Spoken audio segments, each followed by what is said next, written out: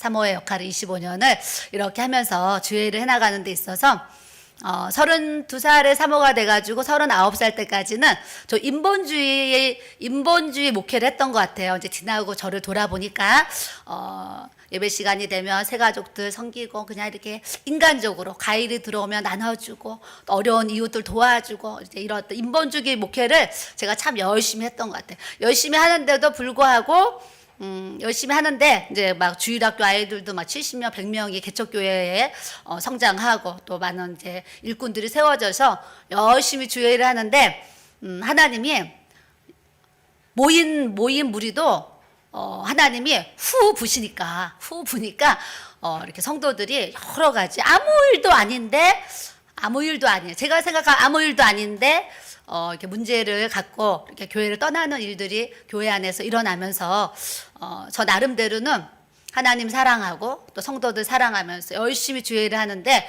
이제 성도들이 떠나는 일들이 교회 안에 일어나니까 제 마음이 허전해지고 공허해지고 또 무너지고 하나님이 나를 버리셨나 막 이런 생각을 할 정도로 굉장히 제 심령의 위기를 가졌던 그런 이제 39살 그 시절이 있었습니다. 그러다 보니까 이제 시간이 지나니까 막 불면증이 찾아와서 눈은 감고 있는데 밤새도록 잠을 못 자고 밥을 먹고 싶은 생각이 하나도 안 들고 그러니까 식욕도 없고 잠도 못 자고 또 대인 기피가 생겨가지고 사람들이 무섭고 피하고 싶고 길에서 아는 사람 만나면 도망가고 싶고 그런 이제 어려운 시절을 제가 1년 정도 이렇게 제가 겪었습니다. 겪으면서 굉장히 이제 골목에 서 있으면 이건 실제적인 체험이에요. 골목에 잠깐 이렇게 서 있는데 땅이요 한 100m 정도가 땅이요 푹 꺼져 내려가요. 제 몸이 푹 꺼져 내려가는 것까지 제가 이렇게 체험할 정도로 내 인생에 가장 힘든 진짜 바닥에 밑바닥이다 그러잖아요. 내 인생의 가장 어려운 고비를 그때 제가 이제 가졌습니다. 가졌을 때에 우리 목사님께서 저에게 담임 목사님 안수기도를 해주시면서 당신은 이제 사람 눈치 보는 사람이 되지 말고 하나님 눈치를 보는 사람이 되세요. 이렇게 저한테 안수기도를 해주셨어요. 그러니까 제가 우울증이 있다 보니까 그 안수기도를 받고 집에 가서 밤새도록 생각하는 거예요. 내가 하나님 눈치 보고 살지? 내가 그럼 사람 눈치 보고 살았나? 이런 이제 제 안에 반항이 일어났어요. 그러면 반응이 일어나면서 내가 무슨 사람 눈치 그렇게 봤다고 우리 목사님은 오늘 나한테 그런 안수기도를 해주실까? 이러면서 밤새도록 그거에 대한 묵상을 하게 됐어요. 하는데 가만히 생각하니까 중고등학교 때 제가 학교를 다녔는데 중학교 때 제가 이제 등록금을 못 내가지고 중2 때 제가 학교 퇴학을 당했어요. 여기 성수여중이 있어요. 성수여중을 제가 이제 퇴학을 당해가지고 검정고시를 통해서 제가 고등학교를 갔습니다. 그래서 야간 고등학교를 순위하고 야간을 들어가서 낮에는 일을 하고 밤에는 직장을 다니면서 야간 고등학교를 제가 졸업을 했어요. 졸업하는데 중학교 때는 등록금 못 내니까 학교 가면 담임 선생님 눈치를 그렇게 보는 거예요. 오늘도 선생님이 나한테 등록금 안 가져왔다고 뭐라 하시면 어떡하지? 혼나면 어떡하지? 이런 이제 두려움, 염려가 그 어린 나이에 저에게 이렇게 있었죠. 또 고등학교에 가니까 이제 회사를 다니고 매점에서 6개월 일을 하고 명동에 이제 무역회사에 가서 제가 3년 동안 직장 생활을 하는데 직장 생활 할 때도 항상 사장님 눈치 또 직원들 눈치를 이렇게 보게 되죠. 제가 나이가 어리니까요. 그러고서 이제 제가 우리 목사님을 23살에 만나가지고 이제 제가 만났는데 그때 당시에 제가 강남 압구정동에 학원을 이렇게 하게 됐어요. 뭐 그 여정은 너무 길어서 다 할 수는 없지만 하나님께서 저희 복을 주셔가지고 강남 압구정동에서 제가 현대아파트 길 건너편에서 학원을 하게 됐습니다. 그래서 학원을 하는 중에 우리 목사님 만나게 되었고 학원을 하면서 아이들이 이렇게 들어오는데 또 학원 3년을 하는 동안 아이들의 눈치를 보게 되는 거예요. 이 아이들이 계속 학원을 잘 다녀야 되니까 늘 아이들의 심리 상태 뭐 이런 상태들 살피면 눈치를 보게 돼요. 그러고 나서 목사님 만나가지고 이제 26에 결혼을 했는데 결혼해서 보니까 우리 어머니가 아버님은 목사님이시고 우리 어머니는 전도사님이신데 아버님은 좀 표현하면 좀 인자하신 그런 목사님이셨고 우리 어머니는 아주 성령이 충만하셔가지고 불러 하시고 예전에 그 현신의 권사님처럼 그런 신유의 은사가 강력하게 나타나셔가지고 막 부산에서까지 막 다 와서 막 기도를 받고 치유를 받고 가는 정도로 아주 기도로 사시는 그런 시어머님을 제가 이렇게 만나게 되었어요. 만났는데 우리 어머니가 나를 볼 때 며느리 될 사람이 또 며느리가 됐는데 어머니가 나를 볼 때 제가 기도를 안 하는 거예요. 그때 당시 하나님 사랑하고 하루에 한 30분 정도 제가 가정에서 기도 생활을 했는데 우리 어머니의 마음에 그게 안 차는 거죠. 그래서 제가 우리 어머니를 통해서 이렇게 영적인 어떤 신앙생활에 있어서 굉장히 좀 강하게 어떻게 표현하면 혹독하게 어머니의 꾸중을 듣고 막 책망을 듣고 야단을 맞으면서 제가 이렇게 신앙생활을 하게 되었어요. 그러다 보니까 교회를 가면 부모님 섬기는 교회를 다니면 항상 어머니의 이 시선이 항상 시야를 가리고 또 눈치를 보고 이러면서 항상 어머니의 눈치를 굉장히 많이 보면서 제가 이렇게 믿음 생활을 하게 되는데 세월이 이렇게 지나니까 어머니의 눈치를 보면서 기도하고 눈치를 보면서 예배 드렸던 모든 그런 과정이 그때는 저에게 고난이고 저에겐 그게 연단이고 막 힘들어서 너무 막 어머니 때 많이 울었거든요. 그런 시련이었고 고통이었는데 세월이 이렇게 지나가서 제가 사모의 자리에 딱 들어가니까 어머니가 제가 잔소리로 느꼈던 모든 그 말씀들이 영적으로 이렇게 깨달아지면서 어머니 때문에 받은 그런 기도의 훈련이 제 사모의 자리에 그 사역 속에 들어가니까 너무 필요했던 이제 그런 부분들이 되어서 세월이 지나가서 제가 영적으로 철이 나니까 저에게 그렇게 꾸중을 해주시고 책망을 해주시고 교훈을 해주신 우리 어머니께 감사한 마음을 이렇게 이제 갖게 되었어요. 그러면서 시집 와서 또 어머니 눈치를 굉장히 많이 보면서 제가 이제 결혼 생활을 했습니다.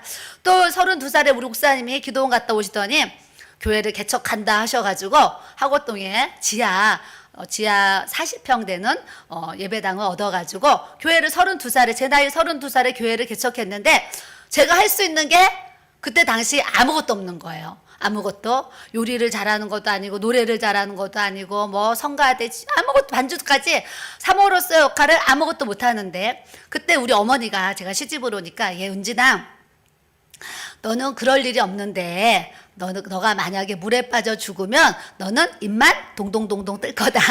이 얘기를 여러 번 하셨어요. 우리 어머니가. 저는 막 효도를 다른 사람들은 음식을 해다 드리고 뭐 이렇게 좋은 것을 사다 드리면서 효도를 하잖아요.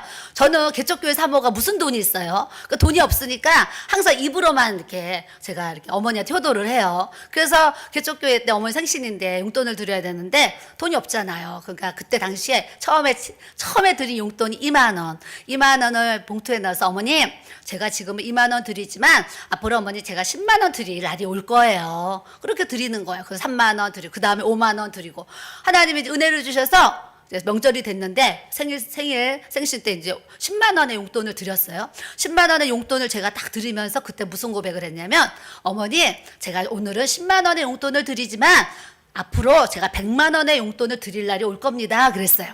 그때 우리 어머니가 야 나는 너 은진아 나는 너 말만 들어도 배가 부르다. 10만 원을 받지만 100만 원을 받는 것처럼 정말 내가 지금 배가 부르다 그러셨단 말이죠. 그러면서 제가 입으로 막 이렇게 효도를 했는데 개척교회를 하면서 하나님 나는 어느 날 갑자기 이렇게 사모가 됐는데 할 수 있는 게 아무것도 없는데 하나님 저는 뭐를 할 수 있을까요? 이 강단에 이제 올라가서 하나님 앞에 기도를 하는 거예요. 그랬더니 제 마음에 우리 어머니가 너는 죽으면 만약에 물에 빠져 죽으면 입만 둥둥둥 그게 생각이 나는 거예요. 그리고 또 우리 친정어머니가 이제 살아계실 때 저 잘할 때 은진아 너는 입에다가 오토바이 당한 것 같아. 오토바이 말을 천천히 해야 된다. 입에 오토바이 달았다. 이 얘기를 이제 친정에서 계속 오토바이 소리 들었어요. 어머니는 또 동둥둥둥 그 얘기 하시고 그런데 기도하는데 그게 딱 생각이 나는 거예요. 우리 엄마랑 우리 오빠들 나한테 오토바이 달았다 그랬지. 우리 어머니도 동동동 그게 생각이 나가지고 그래. 그러면 나는 내가 잘하는 게 말밖에 없는 거예요. 말. 그래서 하나님 앞에 기도하면서 하나님 저는요 음식도 못하고 요리도 이런 거 지금도 요리를 못해요. 요리도 못하고 어떻게 잘하는 게 하나도 없는데 하나님 내가 잘할 수 있는 건 요 입밖에 없습니다. 입밖에. 그래서 제가 무슨 기도를 했겠어요. 하나님 요 입으로 할 수 있는 게 뭘까요? 기도를 한 거예요. 그랬더니 제 마음에 기도 이런 마음이 딱 오는 거예요. 입으로 할 수 있는 게 기도 마음이 떠갔어요. 그래서 누가 시키지 않았는데 제 마음에 그날 하나님 앞에 딱 무슨 고백을 했냐면 하나님 제가 32살에 사모가 돼가지고 할 수 있는 게 아무것도 없는데 입으로 할 수 있는 거 기도밖에 없으니까 제가 오늘부터 하루에 5시간씩 하나님 앞에 기도를 하겠습니다. 이렇게 이제 고백을 한 거예요. 막 서원까지는 아니고 고백. 그래가지고 저녁을 먹고 밤 9시면 성전에 가서 그냥 무릎 꿇고 앉아가지고요. 새벽 2시까지 기도를 하는 거예요. 근데 개척교회를 해보니까요. 돈도 없죠. 아무것도 없잖아요. 없으니까 2시가 아니라 매일 막 철야를 하게 되는 거예요. 철야를 하는데 다른 사람들은 기도하다가 졸기도 하잖아요. 이렇게 꾸벅꾸벅 졸잖아요. 근데 하나님의 은혜가 부어지니까 저녁 먹고 교회를 가서 새벽까지 기도를 해도 졸질 않고 기도를 하는 거예요. 제가 졸지 않고.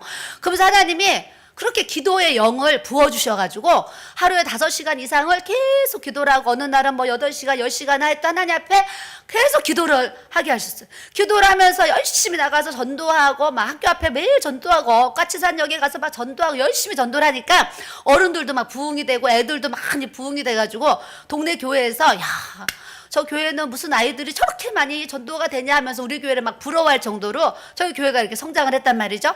성장했는데 하나님이 보실 때에 제가 인본주의로 그냥 떡볶이나 애들 해서 나눠주고 그냥 빙수나 사주고 성도들 그냥 사과 사다 신방하고 막 이런 거를 하나님이 저한테 원하시는 게 아니었던 거예요. 그때 당시에 몰랐는데. 그래서 우울증에 걸려가지고 목사님이 당신 이제 우울증이 심하니까 이제 사람 눈치 보지 말고 하나님 눈치를 보는 사람이 되세요. 그러면서 저한테 당신 올 1년 동안 신방도 하지 말고 전화도 하지 말고 어디 가지도 말고 집에서 교회에서 성경 읽고 기도하고 찬송만 해 이러시는 거예요. 그래서 제가 그 1년을 낮에는 성경 읽고 찬송하고 성전에 가서는 밤새도록 하나님 앞에 기도를 하는 거예요. 우울증에 걸렸는데도 사람은 무섭고 아무것도 자신이 없는데 내가 이럴 때 하나님 앞에 기도 안 하면 죽는다 막 이런 생각이 드니까 그 1년 동안 기도에 집중하는 시간을 제가 이렇게 갖게 되었어요. 그러면서 1년 동안 기도를 열심히 하는데 한 6개월 1월 1일부터 한 6개월 정도를 열심히 그렇게 저녁마다 가서 낮에는 성경 읽고 찬송하고 저녁에 가서 기도하면서 하루를 이제 기도 생활했단 말이죠.